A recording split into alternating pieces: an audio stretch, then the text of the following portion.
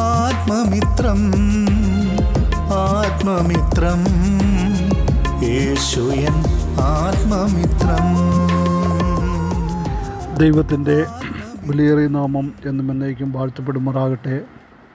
വീണ്ടും വരുന്നവനായ കർത്താവായ യേശു ക്രിസ്തുവിൻ്റെ നിസ്തുല്യ നാമത്തിലുള്ളതായ സ്നേഹവന്ദനം എല്ലാവർക്കും ഒരു പ്രാവശ്യം കൂടെ അറിയിക്കുന്നു.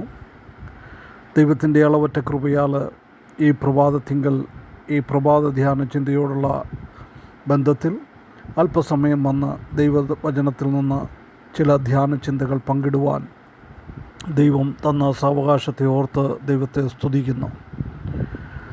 ദൈവത്തിൻ്റെ അളവറ്റ കൃപയാൽ നമുക്ക് 500 എപ്പിസോഡുകൾ കംപ്ലീറ്റ് ചെയ്യുവാനായിട്ട് ദൈവം നമ്മെ സഹായിച്ചു. അതോർത്ത് ദൈവത്തെ സ്തുതിക്കുന്നു. 500 എപ്പിസോഡുകളിലായിട്ട് ഉൽപ്പത്തി പുസ്തകം 50 അധ്യായവും അതുപോലെ തന്നെ പുറപ്പാട് പുസ്തകം 15-ാമത്തെ അധ്യായവും വരെ അല്പമായി ചിന്തിക്കുവാൻ, അതിൽ നിന്ന് വലിയവനായ ദൈവം നമ്മളോട് സംസാരിക്കുന്നത് എന്താണെന്ന് കേൾക്കുവാൻ കർത്താവ് തന്ന സാവകാശത്തെ ഓർത്ത് സ്തുതിക്കുകയാണ്. ഇന്ന് നാം 14 മുതൽ താഴോട്ട് വരെയുള്ളതായ വാക്യങ്ങൾ, 14 മുതൽ 18 വരെയുള്ളതായ വാക്യങ്ങൾ നാം വായിക്കുമ്പോൾ 4-ാമത്തെയും 5-ാമത്തെയും സ്റ്റാൻസയാണ് ഇവിടെ കാണുന്നത്. The people will hear and B afraid. വലിയവനായ ദൈവത്തെപ്പറ്റി ജനങ്ങൾ കേൾക്കുകയും അവരുടെ മേൽ വലിയൊരു ഭയം വരുന്നതുമാണ് ഈ ഭാഗത്ത് നമുക്ക് കാണുവാനായിട്ട് സാധിക്കുന്നത്. അല്ല, മറ്റൊരു ഭാഷയിൽ പറഞ്ഞു കഴിഞ്ഞാൽ faith and obedience to Christ belongs God's guidance. വലിയവനായ ദൈവത്തിലുള്ളതായ വിശ്വാസവും അതുപോലെ തന്നെ അനുസരണവും നമ്മളെ ദൈവത്തിൻ്റെ നിയന്ത്രണത്തിലേക്ക്, ദൈവത്തിൻ്റെ ആ നിർദ്ദേശത്തിലേക്ക് നമ്മെ കൊണ്ടുപോകുന്നു എന്ന് ഇവിടെ നമുക്ക് കാണാം. നമുക്കൊരോ വാക്യങ്ങളൊന്ന് വായിക്കാം. അതിൻ്റെ 14-ാമത്തെ വാക്യത്തിൽ കാണുന്നത്, ജാതികൾ കേട്ട് നടുങ്ങുന്നു, ഫിലിസ്ത്യ നിവാസികൾക്ക് ഭീതി പിടിച്ചിരിക്കുന്നു.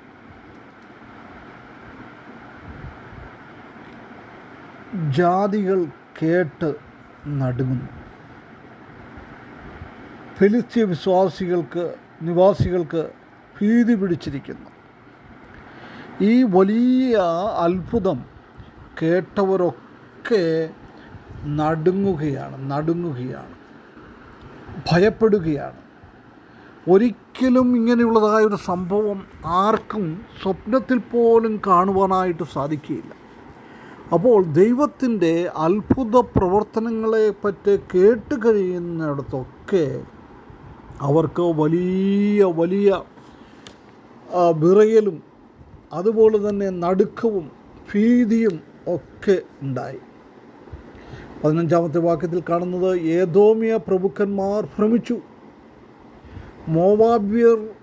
മോവാബ്യ മുമ്പന്മാർക്ക് കമ്പം പിടിച്ചു, കനാന്യ നിവാസികളെല്ലാം ഉരുകിപ്പോകുന്നു. നോക്കുകേ, ഫിലിസ്തീയർ ഭീതി പിടിക്കുന്നു, ഏദോമിയർക്ക് ഭ്രമം വരുന്നു, മോവാബിയർക്ക് കമ്പം പിടിക്കുന്നു, കനാന്യ നിവാസികളെല്ലാം ഉരുകിപ്പോകുന്നു. അവർക്കാണ് ഏറ്റവും കൂടുതൽ ഇതുകൊണ്ട് കേട്ടപ്പോൾ ഭാരമുണ്ടായത്. കാരണം അവരുടെ ദേശത്തേക്കാണ് ഇവർ പോകുന്നത്. മോശയും ഇസ്രായേൽ മക്കളും ഈ വലിയ വിജയം കണ്ടറിഞ്ഞപ്പോൾ അത് ഇസ്രായേൽക്ക് ശത്രുക്കളുടെ മേലുള്ളതായ ഒരു ജയമായിട്ട് നമുക്ക് കാണുവാനായിട്ട് സാധിക്കും. ദൈവം ഒന്നും ചെയ്തില്ല. ചെയ്യുന്നതിന് മുമ്പ് തന്നെ അവരുടെ മേൽ, ശത്രുവിൻ്റെ മേൽ ഭയം വരുത്തി അവരുടെ മേൽ ജയം കൊടുക്കുന്ന ദൈവം ചെയ്ത ആ വലിയ പ്രവർത്തനങ്ങളെ കണ്ട് അവർ ഭയപ്പെടുകയാണ്. എത്രയോ ദൈവത്തിൻ്റെ ആ കരം എത്രയോ ഉന്നതമാണ്. 16-ാമത്തെ വാക്യത്തിൽ കാണുന്നത്, ഭയവും ഭീതിയും അവരുടെ മേൽ വീണ്ടും പറയുകയാണ്, ഭയവും ഭീതിയും അവരുടെ മേൽ വീണു. നീ ഭുജമഹാത്മ്യത്താൽ അവർ കല്ലുപോലെയായി, അവരുടെ ജീവൻ പോയതുപോലെ ആയി എന്നാണ് കാണുന്നത്. ദൈവത്തിൻ്റെ ഭയം അവരുടെ മേൽ വീണു. യോശുവയുടെ പുസ്തകം 2-ാം അധ്യായം 10-ാമത്തെ വാക്യത്തിൽ നാം കാണുന്നത്, ആ രാഹാബിൻ്റെ അടുത്ത് ആ ഒറ്റുകാരി ചെന്നപ്പോൾ രാഹാബ് പറയുകയാണ്, നിങ്ങൾ ആ ചെങ്കടൽ കടന്നപ്പോൾ തന്നെ ഇവിടെ ജനങ്ങൾക്ക് വിറയൽ പിടിച്ചു. 40 വർഷം കഴിഞ്ഞപ്പോൾ പറയുന്ന കാര്യമാണ്. അന്ന് അവർക്ക് വിറയൽ പിടിച്ചത്, ആ വിറയൽ ഇപ്പോഴും ഉണ്ട്. അവർ കല്ലുപോലെയായി. അങ്ങനെ യഹോവേ, നിൻ്റെ ജനം കടന്ന്, നീ സമ്പാദിച്ച ജനം കടന്നുപോയി. നിൻ്റെ ജനമാണ്, നീ സമ്പാദിച്ചതാണ്, ദൈവം സമ്പാദിച്ച ജനം. ഇസ്രായേൽ മക്കളെക്കാട്ടിലും എത്രയോ അത്ഭുതകരമായ രീതിയിൽ ഈ വാക്ക് നമ്മുടെ മേൽ ആപ്ലിക്കബിളാണ്. ദൈവം സമ്പാദിച്ച ജനം. എങ്ങനെയാണ് ദൈവം നമ്മെ സമ്പാദിച്ചത്? അവൻ്റെ രക്തത്താൽ നമ്മളെ വിലയ്ക്ക് വാങ്ങി. വിലപിടിപ്പുള്ള സ്വർണവും വെള്ളിയും കൊണ്ടല്ല നമ്മെ വിലയ്ക്ക് വാങ്ങിയത്. പിന്നെയോ ദൈവത്തിൻ്റെ, കർത്താവിൻ്റെ ഏറ്റവും വിലയേറിയ രക്തം കൊണ്ട് നമ്മെ സമ്പാദിച്ച ഒരു ജനമാണ് നാം. എത്ര അനുഗ്രഹിക്കപ്പെട്ടതായ ഒരവസ്ഥ ഇവിടെ നമുക്ക് കാണുവാനായിട്ട് സാധിക്കും. മാത്രമല്ല, നീ അവരെ കൊണ്ടുചെന്ന് തിരുനിവാസത്തിന് ഒരുക്കിയ സ്ഥാനത്ത്, യഹോവേ, നിന്റെ അവകാശ പർവ്വതത്തിൽ നീ അവരെ നട്ടു. കർത്താവെ, തൃക്കൈ സ്ഥാപിച്ച വിശുദ്ധ മന്ദിരത്തിങ്കൽ തന്നെ. വീണ്ടും ആവർത്തിക്കുകയാണ്. നാം ഇന്നലെ കണ്ടപ്പോൾ 13-ാമത്തെ വാക്യത്തിൽ ഇത് തന്നെ നാം കണ്ടു. വിശുദ്ധ നിവാസത്തിലേക്ക് നിൻ്റെ ബലത്തോടെ അവരെ കൊണ്ടുവന്നു. അത് വീണ്ടും ആവർത്തിക്കുകയാണ്. ദൈവം നിശ്ചയിച്ച സ്ഥലത്തേക്ക് അവരെ കൊണ്ടുവരുന്നു. എത്ര അനുഗ്രഹമാണ് ഇവിടെ നാം കാണുന്നത്. പ്രിയ വിശ്വാസികളെ, നാം ഇന്നലെ ഓർത്തതുപോലെ തന്നെ നമുക്കും നിശ്ചയിച്ചതായ ഒരു വലിയ വിശുദ്ധ സ്ഥലമുണ്ട്. ദൈവം തന്നെ നിർമ്മിക്കുന്ന ആ പുത്തൻ യെരൂശലേം, അത് ദൈവത്തിൻ്റെ വാസസ്ഥലമാണ്. ആ വാസസ്ഥലത്താണ് നമ്മെ കൊണ്ടുപോകുവാനായിട്ട് ഒരുങ്ങുന്നത്. ദൈവം എത്രയോ ഉന്നതനാണ് എന്ന് ഇവിടെ നമുക്ക് കാണുവാനായിട്ട് സാധിക്കും. 18-ാമത്തെ വാക്യത്തിൽ കാണുന്നത്, യഹോവ എന്നുമെന്നേക്കും രാജാവായി വാഴും. The Lord shall reign for ever and ever. വലിയവനായ ദൈവം വലിയൊരു വിജയം അവർക്ക് കൊടുത്തു കഴിഞ്ഞപ്പോൾ ഇസ്രായേൽ മക്കൾ യഥാർത്ഥമായ രീതിയിൽ ദൈവത്തിൽ വിശ്വസിച്ചു. അവർ പാടുകയാണ്, നീ ഞങ്ങളെ ഭരിക്കുവാനായിട്ട് പോകുന്നു, നീ ഞങ്ങളുടെ രാജാവായിട്ട് എന്നേക്കും ഞങ്ങളുടെ മേൽ വാഴും.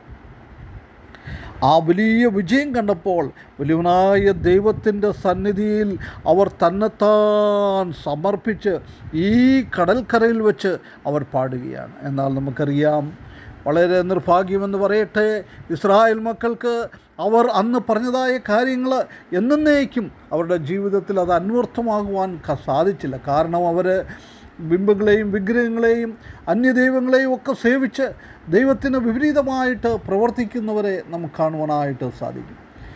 വെളിപ്പാട് പുസ്തകത്തിലും ഇതിൻ്റെ പൂർത്തീകരണം നമുക്ക് കാണുവാനായിട്ട് സാധിക്കും. മോശയുടെ ആ പാട്ട് വെളിപ്പാട് പുസ്തകത്തിൽ നമുക്ക് കാണുവാം. വലിയൊരു ജനസമൂഹം, ആ വലിയ കഷ്ടപ്പാടിൽ നിന്ന് വന്നവർ ദൈവത്തിൻ്റെ മേലുള്ളതായ, ദൈവം അവർക്ക് കൊടുത്തതായ വിജയത്തെ അവർ മനസ്സിലാക്കിക്കൊണ്ട് ദൈവസന്നിധിയിൽ വലിയ പാട്ട് പാടുന്നത് നമുക്ക് കാണുവാനായിട്ട് സാധിക്കും. ന്യായവിധി മാറിപ്പോയ ജനങ്ങൾ കുഞ്ഞാടിൻ്റെയും മോശയുടെയും ആ പാട്ട് അവർ പാടുന്നു. അതിൻ്റെ ഒരു നിഴലായിട്ട് നമുക്ക് ഇവിടെ കാണുവാനായിട്ട് സാധിക്കും. നമ്മുടെ ഈ ജീവിതത്തിൽ വലിയവനായ ദൈവം സംഗീതത്തിൻ്റെ ഒരനുഭവത്തിലേക്ക്, രക്ഷയുടെ സന്തോഷത്തിലേക്ക് നമ്മെ കൊണ്ടുവന്നിരിക്കുകയാണ്. നാമും ഇതുപോലെ നമ്മുടെ വായിലവനൊരു പുതിയ പാട്ട് തന്നു. നമ്മുടെ യഹോവയ്ക്ക് എന്നേക്കും നാം സ്തുതിക്കുന്നവരായിട്ട് യഹോവ നമ്മെ വാഴും എന്നുള്ളതായ പ്രത്യാശ. 1000 ആണ്ട് വർഷക്കാലം ഭൂമിയിൽ അവൻ വാഴും. അതിനുശേഷം പുത്തൻ യെരൂശലേമിലെയും പുതിയ ഭൂമിയിലും എന്നേക്കുമായിട്ട് ദൈവം വാഴും.